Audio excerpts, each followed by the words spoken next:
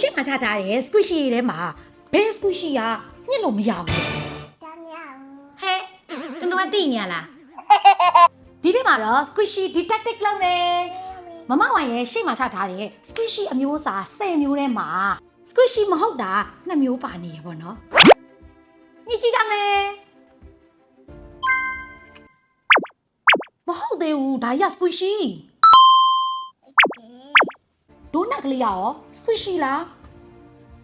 စားလို့ရလား ရအောင် Nope. မရဘူးလား squishy ဝိုက်စာနေရနဲ့ကွာပေါက်ကုန်းလေးပဲစားလိုက်တော့မယ်တွန်းတွန်းအောင်ပါစားမှာလဲ အားရ Okay ကဲစားရမယ်တကယ်မစားဘူးလူလေကြီးစားလို့မရဘူးနော် squishy တုံတုံကြီး cheese တုံးလေးကဘာလေးထွက်မလဲကြည့်ကြမယ်တုံတုံကကြတော့ဘာလေးလဲဟာဘာကောင်လေးလဲ dragon လား 1 2 peekaboo ချက်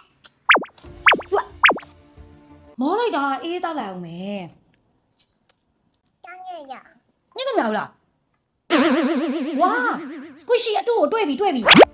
onion ဒီတခါတော့မမကကြီးလာယူမယ် ရအောင် ညလို့မရဘူးလားလုံးလုံးက potato အစ်နှစ်ခုလုံးကိုရှာတွေ့သွားတဲ့အတွက်ကြောင့်ဒီနေ့ရဲ့ detective winner လေးကတော့